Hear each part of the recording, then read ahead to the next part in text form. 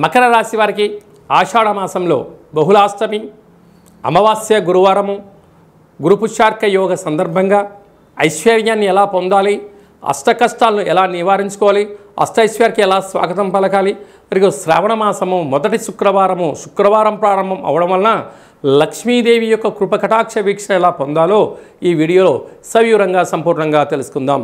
మకర రాశిలో ఏ నక్షత్రాలు వస్తాయనగా ఉత్తరాషాఢ నక్షత్రంలోని 2, 3, 4 పాదాలు, శ్రవణ నక్షత్రంలోని 4 పాదాలు, ధనిష్ఠా నక్షత్రంలోని 1, 2 పాదములు కలిపితే మకర రాశి అవడం జరుగుతుంది. రాశాధిపతి శని భగవానుడు.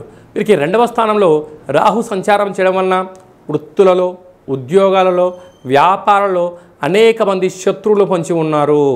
సీజన్గా వచ్చేటువంటి వ్యాధులు పొంచి ఉన్నాయి కనుక అసలు ఇది వర్షాకాలం అవ్వడం వలన గోరువెచ్చని ఆహారము, నిత్యము గోరువెచ్చని నీరు తాగడము, ఉదయము సాయంత్రము పాలల్లో పసుపు వేసుకొని తాగడం వలన రోగ నిరోధక శక్తి పెరిగి సంపూర్ణ రోగాల బారిన పడకుండా ఉండే అవకాశం చాలా అధికంగా ఉంటుంది. దయచేసి అప్పులు ఇవ్వద్దు, అప్పులు తెచ్చుకోవద్దు. అలాగా వీరికి తృతీయంలో శని భగవానుడు ఉండడం వలన తల్లిదండ్రుల మాట, గురువుల మాట సత్ప్రవర్తనగా ఉండగలిగినట్లయితే చాలా మంచి కాలం ఉంటుందని చెప్పి గమనించాలి.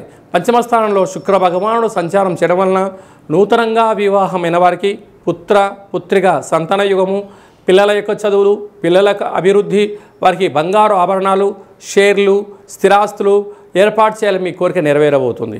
6వ స్థానంలో దేవగురు బృహస్పతి సంచారం చేయడం వలన రుణ సమస్య, రోగ సమస్య, అగ్నిభయం, చోరభయం చాలా పొంచి ఉన్నాయి.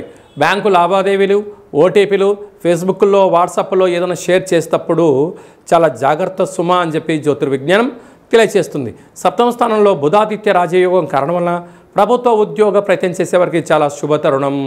అలాగే తండ్రి ఉద్యోగం కానీ, తల్లిగారి యొక్క ఉద్యోగం కానీ, లేదంటే గవర్నమెంట్ నుంచి వచ్చేటువంటి మీకు పత్రాలు కానీ మీకు రావాలి అన్నట్లయితే ప్రభుత్వ అధికారులతో చాలా సఖ్యతగా గౌరవాన్నిచ్చి గౌరవాన్ని పుచ్చుకోగలిగితే విజయం మకర రాశి వారి సొంతం అవుతుంది. 8వ స్థానంలో కుజుడు మరియు కేతు సంచార స్థితి ఉండడం వలన మీ జన్మ నక్షత్రం రోజున, అమావాస్య రోజున, అష్టమి తిథి యందున దూరావాయు జల ప్రయాణాలు పెట్టుకోవద్దు. అనేక రకాల ఇబ్బందులు కూడా పొంచి ఉన్నాయి.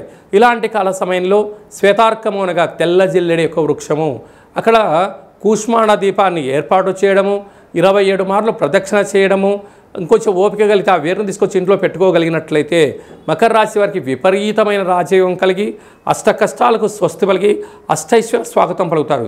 ఎందుకనగా శుక్రవారం పూట శ్రావణ మాసం ప్రారంభం అవుతుంది కనుక లక్ష్మీదేవి అమ్మవారిని స్మరణ, ధ్యానము ఐశ్వర్యాన్ని, ఆనందాన్ని కట్టబెట్టబోతుంది. హోటల్ వ్యాపారస్తులు, నీటి వ్యాపారస్తులు, విదేశాలకు వెళ్ళాలి, ఎక్స్పోర్ట్స్ అండ్ ఇంపోర్ట్స్ బిజినెస్ చేసేవారు, అలాగా లెక్చరర్స్, స్కూల్ టీచర్సు, విద్యా బోధన, పఠనము, సంపూర్ణ సెల్ఫ్ మార్కెటింగ్ చేసేటువంటి వారందరికీ కూడా చాలా మంచి కాలం ఉందని చెప్పి కూడా గమనించాలి.